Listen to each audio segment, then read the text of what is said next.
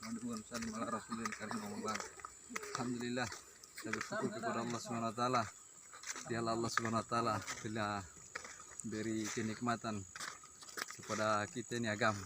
Insyaallah agama ini penting. Allah Akbar. Perkara yang paling penting di permukaan dunia ini agama.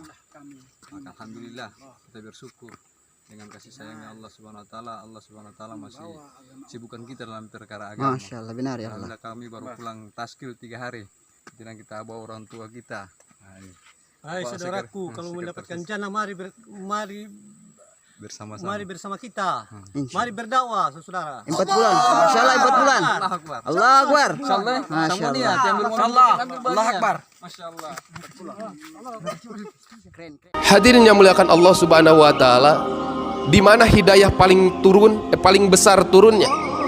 Ibnu Abbas radhiyallahu anhu mengatakan hanya 2 tempat di atas muka bumi yang Allah jadikan tempat terbesar asbab tersebarnya hidayah seluruh alam. Yang pertama adalah masjid, yang kedua adalah rumahnya orang yang beriman. Kenapa masjid, hadirin? Karena masjid adalah sebaik-baiknya tempat. Tidak ada tempat yang paling dicintai oleh Allah selain masjid. Maka sekarang tanamkan oleh bapak-bapak dalam hati kita, dalam pikir kita, bahwa rumah saya bukan rumah yang ditempati istri saya, rumah saya bukan rumah yang ditempati oleh anak saya, tapi rumah saya adalah masjid, sebagaimana apa yang disampaikan oleh Rasulullah sallallahu alaihi wasallam, al masjidu baitu kulli taqiyyin. Masjid ini adalah rumah setiap orang yang bertakwa. Wa taqabbalallahu liman kana masjidu baitahu birohi wa rahmah. Dan Allah menjamin bagi siapa saya yang menjadikan masjid sebagai rumahnya, jaminannya berupa rahmat. Apa rahmat? Kasih sayang. Allah hanya menurunkan 1 rahmat ke dunia, hadirin. Sisanya 99 Allah akan sempurnakan di akhirat. Dengan 1 rahmat yang Allah turunkan ke muka bumi, seekor singa yang lapar 2-3 hari dia tidak makan, ketika dia mempunyai anak, maka dia tidak akan memakan anaknya karena rahmat Allah. Padahal hari-hari dia makan daging, hari-hari dia lapar, harus memenuhi hawa nafsunya dalam hal makan dengan daging. Tapi dengan rahmat Allah, tidak ada satupun singa yang mampu memakan anaknya sendiri. Karena apa? Karena rahmat. Tapi ketika manusia dicabut rahmat oleh Allah, maka hari ini bisa kita saksikan tidak sedikit ibu yang membuang anaknya. Karena apa? Rahmat Allah tercabut. Maka orang yang seperti itu, hadirin yang mulia, jauh lebih rendah daripada binatang. Hadirin, ukuran daripada keciptaan kasih sayangnya Rasulullah terhadap ini umat 70 kali lebih banyak daripada seorang ibu sayang terhadap anaknya. Rasulullah pernah menyampaikan dalam satu majelis, tiba-tiba Rasulullah bertanya, "Wahai sahabatku, tahukah kalian golongan orang-orang yang mulia?" Maka para sahabat menjawab, "Ya Rasulullah, tentu saja para malaikat adalah makhluk yang paling mulia." Maka apa jawaban Rasulullah? Bagaimana mereka tidak mulia? Sementara Allah Subhanahu wa taala menciptakan mereka hanya untuk taat dan beribadah kepada Allah Subhanahu wa taala. Namun bukan itu.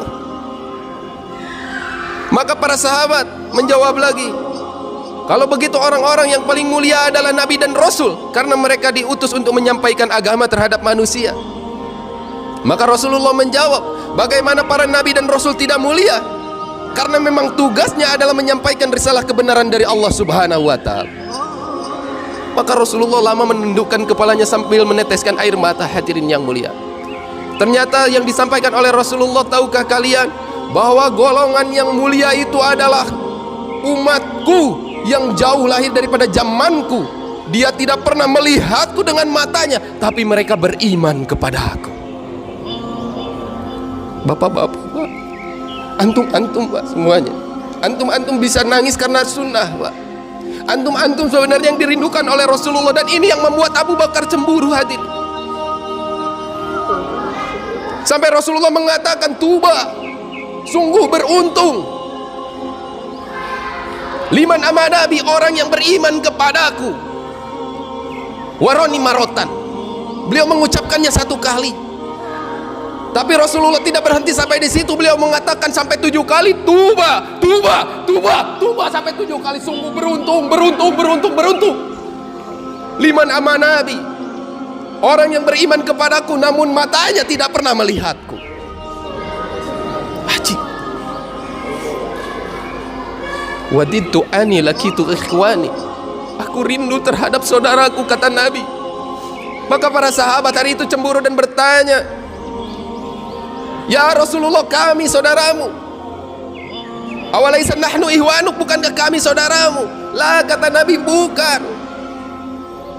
Saudaraku adalah orang yang beriman kepadaku namun mereka tidak pernah ada kesempatan berjumpa dan melihatku. Oh, bapak-bapak harus yakin, Pak. Ulama kita mengatakan satu orang menghidupkan sunnah Nabi, maka hari ini Rasulullah tersenyum-senyum hadir. Anja Channel.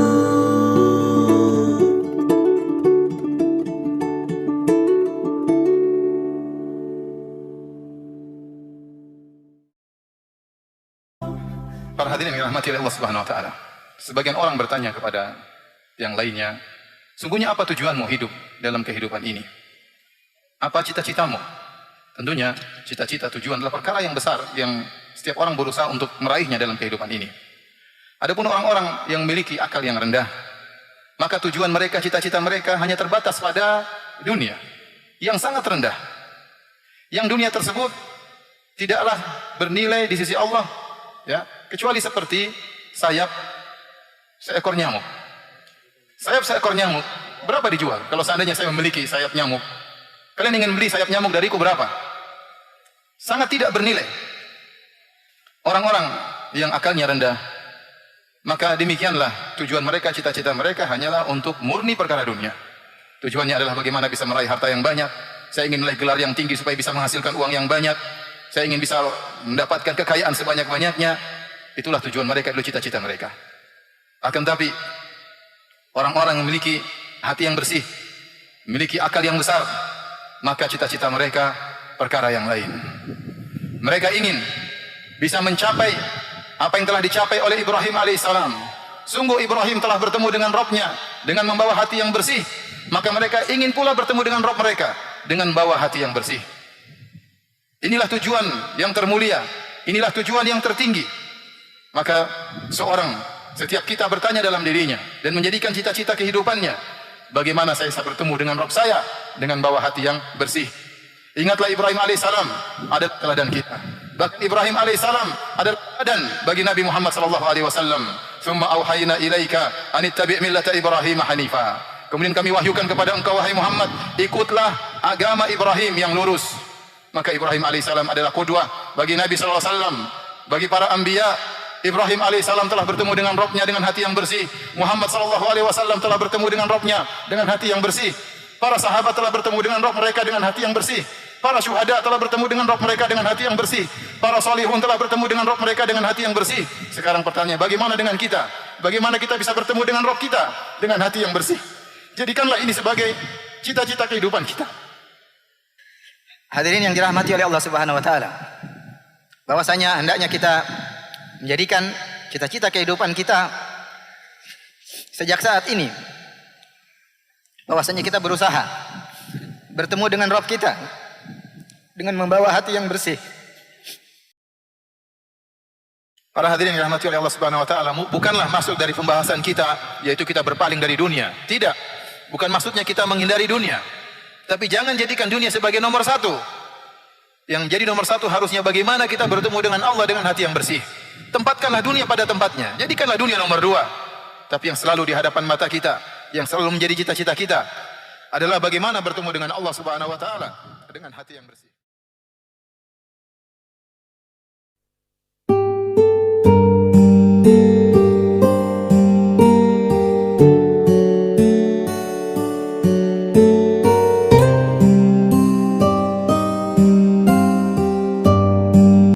Temukan hakikat kehidupan kita.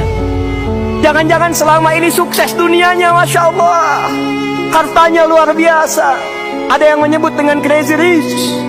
mobilnya, rumahnya mewah, karirnya sukses, kedudukan tinggi, tapi nggak sholat, nggak punya nilai di hadapan Allah. Anda ilmu tinggi, nggak sholat, nggak ada nilai di hadapan Allah. Jabatan tinggi, nggak sholat, nggak punya nilai di hadapan Allah. Karena itu setan, hadis Muslim nomor hadis 81 dari sahabat Abu Hurairah radhiyallahu taala anhu qala Rasulullah sallallahu alaihi wasallam idza qara ibnu adam as-sajdata fasajada i'tazala asy-syaitanu faqala wailul li. Di Sunan Ibnu Majah, wailah. Kalau ada anak Adam kemudian baca surat As-Sajdah kemudian sujud dia, setan lalu menepi dan dia menangisi dirinya berkata, celaka aku, celaka aku. Umir ibnu Adam liyasjuda fasajada fadakhala al-jannah ay falahul jannah wa umirtu an asjuda fa abaitu fa alayya an-nar. Anak Adam disuruh sujud, dia sujud, selamat, dia masuk surga. Aku dulu pernah diminta menghamba kepada Allah untuk sujud, aku menolak, maka bagiku neraka. Karena itu hadirin, jaga salat. Karena status ini akan menentukan keadaan kita di hadapan Allah Subhanahu wa taala. Al-farqu bainal mu'min wal kafir tarkus shalah. Kata Nabi, perbedaan utama insan beriman yang taat dengan orang yang ingkar di hadapan Allah itu salatnya. Wa qala Rasulullah sallallahu alaihi wasallam, inna awwala ma yuhasabu bihi al-'abdu yawmal qiyamati as-shalah. Idza salahat salahal jasadu kullu, salaha sa'iru 'amali, wa idza fasadat fasadat sa'iru 'amali. Amal pertama yang akan dihisab oleh Allah di hari kiamat kelak adalah salatnya. Jika salatnya benar, maka indikator baik untuk semua amal lainnya. Tapi jika salatnya bermasalah, maka ada masalah besar untuk amalan-amalan yang lainnya.